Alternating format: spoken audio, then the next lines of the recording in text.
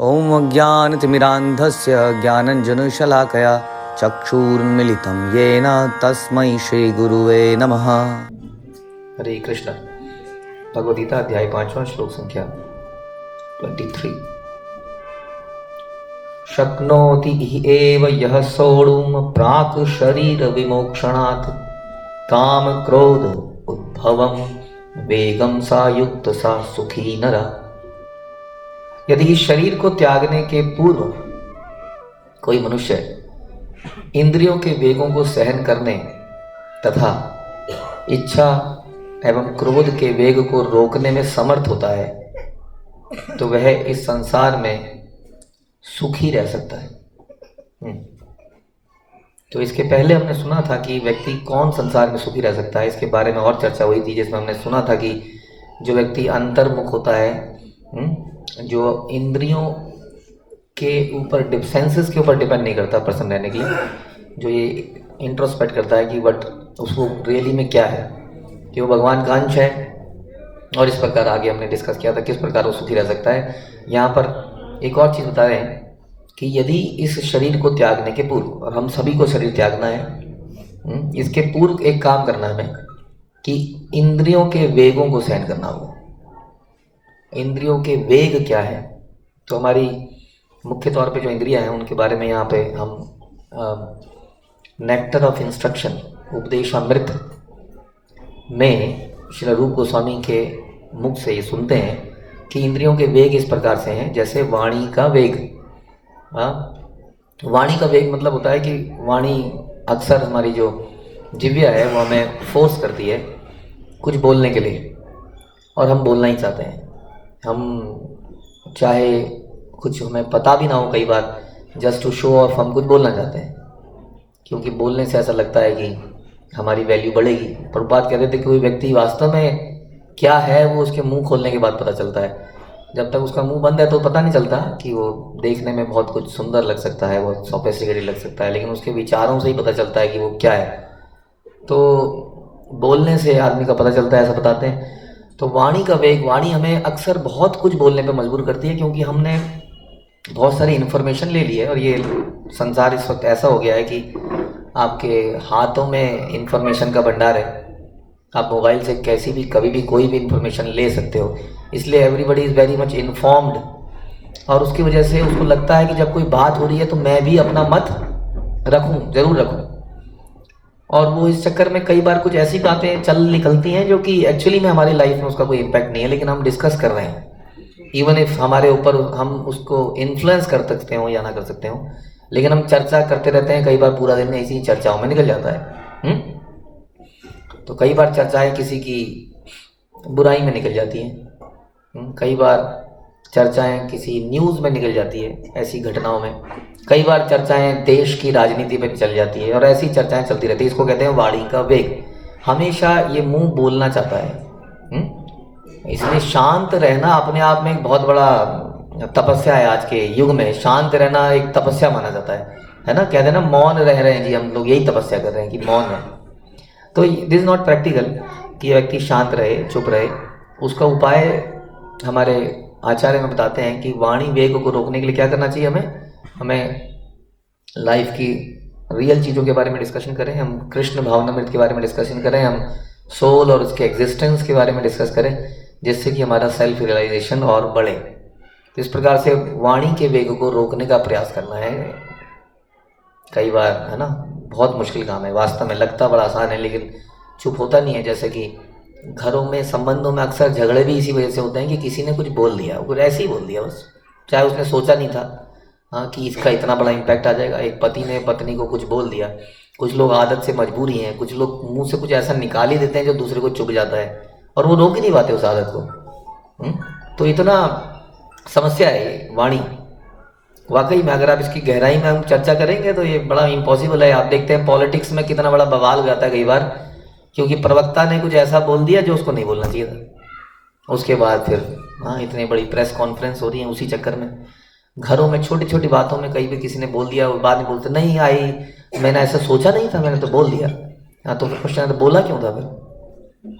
तो इसलिए इसको रोकना इम्पॉसिबल सा है जब तक कि इसको एंगेज ना किया जाए किसी दूसरी तरफ। कि कुछ ना कुछ तो बोलेगा ही। और वही विषय हम चर्चा कर रहे हैं। और बोलता क्या है व्यक्ति? जो बोलता वही है जो सुनता है, जो देखता है, उसी को बोलता है।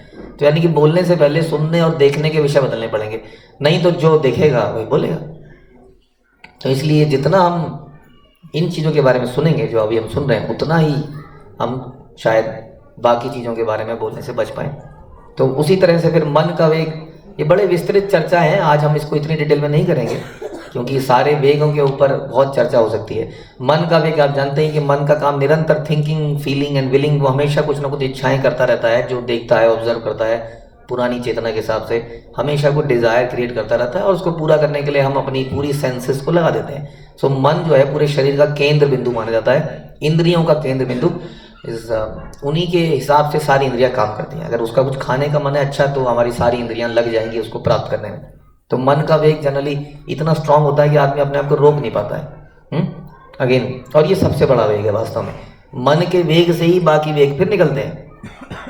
मन का, किसी का मन किसी को की गाली देने का मन कर रहा है, तो वाणी के वेग को रोक नहीं पाओगे आप, क्योंकि मन ने ये डिजायर पैदा कर दी है कि इसका तो छोड़ेंगे नहीं इसको। तो मन का वेग है। फिर उदर का वेग है। उदर का वेग होता है मतलब पेट का वेग। पेट का वेग एक तो नॉर्मल खाने की भूख है जो इंसान की आवश्यकता है। जनरली इंसान क्या करता है, जब अच्छा प्रसाद खाना मिलता है तो ज़्यादा खा लेता है, और खाते हुए फिर उसको कंट्रोल नहीं रहता। यानी कि भूख से ज़्यादा खा लेना। उदर का वेग, खासतौर पे कलयुग में तो कहते हैं कि खाने में ही प्राण है, ऐसा लगता है।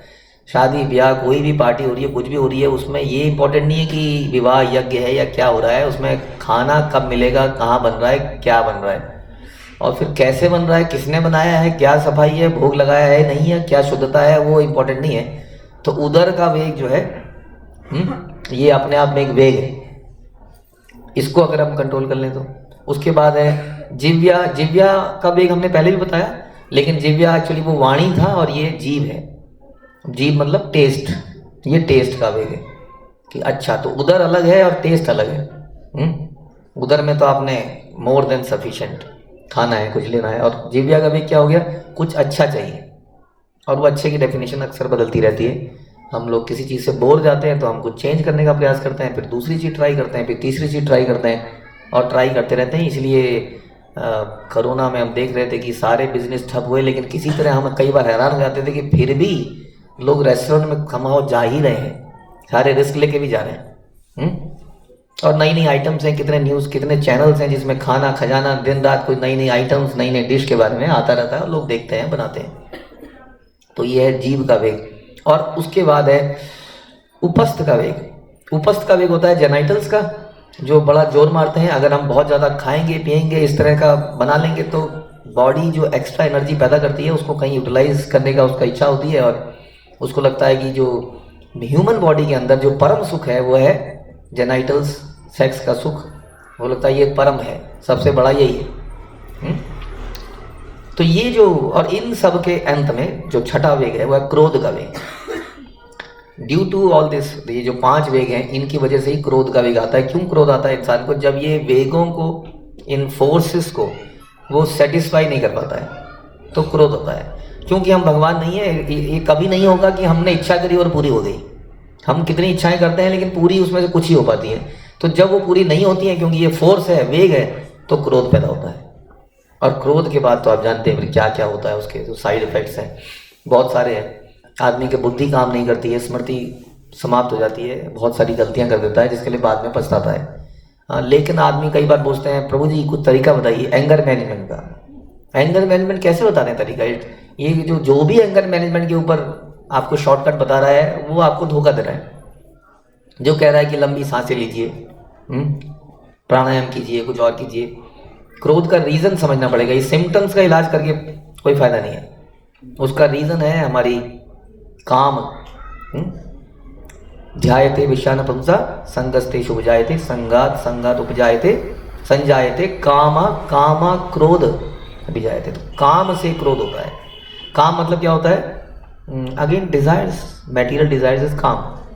काम does not mean only sex Dzire, काम मीन्स एनी मटेरियल डिजायर। जब ये मटेरियल डिजायर सेटिस्फाई हो जाती है तो इसको ग्रीड कहते हैं। ये सेटिस्फाई नहीं होती है एक्चुअली में, एक ग्रीड में कन्वर्ट होती है। और जब सेटिस्फाई नहीं हो पाती है ड्यू टू समथिंग, नहीं कर पाए हम तो ये क्रोध में बदल जाती है। तो इस प्रकार से ये 6 वेग है। तो बता रहे हैं कि व्यक्ति अगर जीवन शरीर त्यागने से पहले अगर इन वेगों पे कंट्रोल नहीं कर पाया तो क्या होगा। ये बड़ा इंपॉर्टेंट विषय है। क्या होगा, उसको दूसरा शरीर प्राप्त होगा। क्यों? क्योंकि इन वेगों ने इतने सारे डिज़ायर्स इकट्ठी कर रखी हैं, उस डिज़ायर्स को पूरा करने के लिए वो एक और शरीर लेगा। और इतने सारी वेराइटीज़ और स्पीशीज़ ऑफ लाइफ क्यों है संसार में? क्योंकि व्यक्ति की अलग अलग तरह की डिज़ायर्स हैं। हर देखिए ना, हर स्पीशीज़ जो है कुछ अलग तरह का खाती है, कुछ अलग तरीके से रहती है। तो जैसी हमारी डिज़ायर है उसके अनुरूप बहुत सारे शरीर ब्रह्मा जी ने बनाए भगवान के डायरेक्शन में, और उन अलग अलग शरीरों में व्यक्ति अलग अलग प्रकार की डिज़ायर्स को अच्छी तरह से सेटिस्फाई करता है। उड़ने का बहुत शौक है, इधर उधर जाने का बहुत शौक है, तो कुछ भी हो सकता है कि आप मनुष्य शरीर में बने तो एयर होस्टेस भी बन सकते हैं, नहीं तो आप चिड़िया भी बन सकते हैं, डिपेंडिंग ऑन कि हमारे कर्मा कैसे हैं। तो बहुत सारे शरीर हैं, उनके अलग अलग डिज़ाइन भगवान ने कराए। मांस खाने का बहुत शौक है, हाँ, तो कई बार हम शेर इत्यादि भी बन सकते हैं। तो अलग अलग तरह के शरीरों की अलग अलग स्पेशलिटी है, खाने की, पीने की, सोने की। हाँ, जैसे हम सुनते हैं पोलर बियर वो 6 महीने सो ही रहा है। अब सोने की इतनी ज़बरदस्त इच्छा है, ख़ासतौर पे सर्दियों में बहुत बढ़ जाती है। तो मतलब इस तरीके से इतने डिज़ाइन करे गए हैं शरीर। मतलब कि अगर हमने मनुष्य शरीर is like a higher body, is like a junction से कहीं भी जाया जा सकता है। तब तक एक ही पटरी चल रही थी, सीधी। जंक्शन पे कई ज़्यादा डिवीज़न हो गए, इधर भी जा सकते हो, इधर भी जा सकते हो, इधर भी जा सकते हो। तो मनुष्य शरीर वैसा है। मनुष्य शरीर से पहले क्या है, सीधी पटरी है, उसमें एक जानवर से दूसरा जानवर, तीसरा योनि बदलते हायर योनि में जाते गए। अब मनुष्य शरीर में आ गए, अब जंक्शन आ गया है। अब आगे जाओगे, पीछे जाओगे, दाएं बाएं, वो डिपेंड करेगा हम क्या करते हैं इस शरीर के अंदर। अगर इस शरीर में हमने नहीं काम किया, ये सब इन वेगों को नहीं सहन किया, तो क्या होगा, हम निचली योनियों में भी जा सकते हैं, कहीं भी जा सकते हैं। तो ये बड़ा इसका मतलब, अब जो हमारे पर शरीर मिला है ना, ये जिम्मेदारी का वस्तु आ गया। हम इसको जस्ट लाइक इग्नोरेंट पर्सन की तरह नहीं बिता सकते, क्योंकि इसके बाद इसका कुछ रिजल्ट है। तो हम बता रहे हैं कि तो वह संसार में सुखी रह सकता है। इसी संसार में भी यदि वो इन वेगों को कंट्रोल कर ले तो सुखी रहेगा। हम डिस्कस कर रहे थे नेक्स्ट बॉडी की। इस बॉडी के अंदर भी ये वेग उसको निरंतर तंग करते रहते हैं। आपने देखा होगा, हमेशा दिमाग में कुछ ना कुछ परेशानी, क्योंकि कोई ना कोई डिज़ायर सेटिस्फाई नहीं हो पा रही है समहाउ, और वो हो भी नहीं पाएगी। तो इसलिए यहाँ बता रहे हैं कि यदि वो शरीर को त्यागने से पहले अगर ये वेगों को कंट्रोल कर लेता है तो इस जीवन में भी सुखी रहेगा और बाद के जीवन में भी वो सुखी रहेगा। लेकिन जो नॉलेज है, जो ट्रेनिंग है, वो क्या दी जा रही है कि यू हैव टू, आपको अनवाइंड करना है। मतलब आपको कहते हैं लेट गो, लेट फ्री, छोड़ दो इसको, उड़ने दो इसको, जो बोलता है करने दो इसको।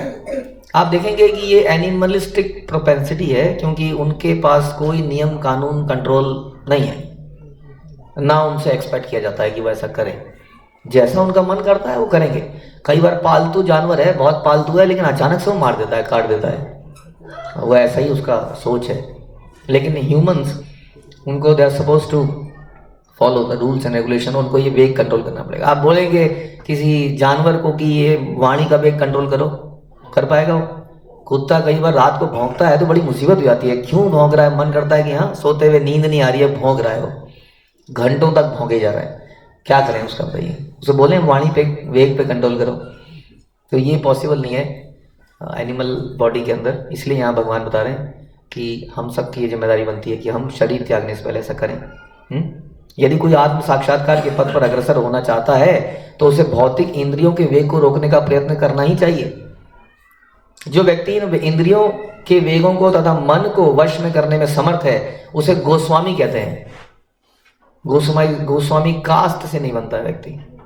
जो गो मतलब इंद्रियां, जिसने इंद्रियों को जीत लिया, ऐसे गोस्वामी नितांत संयमित जीवन बिताते हैं, कंट्रोल्ड जीवन, और इंद्रियों के वेगों को का तिरस्कार करते हैं। भौतिक इच्छाएं पूर्ण ना होने पर क्रोध उत्पन्न होता है और इस प्रकार मन, नेत्र तथा वक्षस्थल उत्तेजित होते हैं। अतः इस शरीर का परित्याग करने से पूर्व मनुष्य को इन्हें वश में करने का अभ्यास करना चाहिए।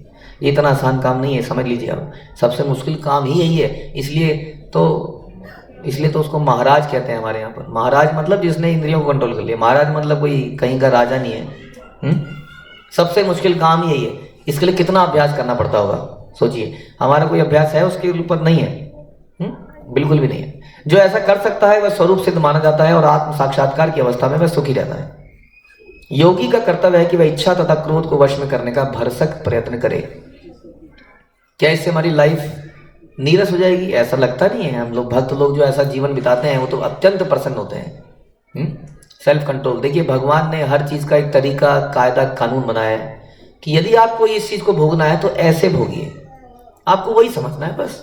यानी कि आपको अगर अच्छा प्रसाद पाने की इच्छा भी है तो हम ये सोचते हैं कि हम अपने लिए अच्छा नहीं बनाएंगे, हम कृष्ण के लिए अच्छा बनाएंगे और उसको पाएंगे। तो इस प्रकार आप कहीं ना कहीं सेटिस्फाई हो जाते हैं। लेकिन यही दिस इज द वे। आपका मन घूमने फिरने का पड़ता है तो समाज में, दुनिया में इतने स्थल हैं जहाँ पे आप जा भी सकते हैं और अपनी चेतना को भी बढ़ा सकते हैं। इट्स योर विश कि आपको जाना कहाँ है। ऐसे स्थान है जो तमोगुणी भावना पैदा करते हैं, ऐसे स्थान है जो रजोगुणी पैदा करते हैं, और ऐसे स्थान भी हैं जो मोड ऑफ पैशन में आपको लेके आते हैं, मोड ऑफ इग्नोरेंस में लेके आते हैं, मोड ऑफ गुडनेस में लेके आते हैं। तो आपको चॉइस करना है। यानी कि हम ये नहीं कह रहे कि आप घूमना बंद कर दीजिए, खाना बंद कर दीजिए, बता रहे हैं कि उसका सही तरीका समझना पड़ेगा क्या है। हाँ, तभी इन वेगों को हम कंट्रोल कर पाएंगे। नहीं तो ये ऐसा बोलते हैं भगवान ही गीता में कि ये इट्स लाइक कि आग में अगर हम घी डालते हैं तो आग सेटिस्फाई नहीं होती है और बढ़ती है। उसी तरीके से अगर हम इनको सेटिस्फाई करने में लगे रहेंगे तो इट बर्न्स लाइक फायर। इसलिए कोशिश करनी है। तो कोशिश करने के लिए बड़े सिंपल स्टेप्स। सबसे पहला तो यह है, भक्तों की संगति में आएंगे तभी ऐसा कुछ विचार भी आएगा। नहीं तो समाज में लोग यही हमेशा चर्चाएं यही होती हैं कि कैसे और बेहतर एंजॉय किया जाए। इसलिए भक्तों के संग में आके यदि हम हरे कृष्ण का मंत्र का जाप करेंगे और ये कथन श्रवण करेंगे तो हमारे विचार बदलेंगे। ठीक है, और इन वेगों पे धीरे धीरे कंट्रोल आएगा। ऐसा नहीं आप कहेंगे प्रभु जी आपके सारे वेग कंट्रोल हैं क्या? ऐसा होता नहीं है। ये कोई चाबी नहीं है इसे घुमाया और कंट्रोल हो जाए। इसमें आपको समय लगेगा। ठीक है, हरे कृष्णा। श्रील प्रभुपाद की जय, भगवद गीता की जय।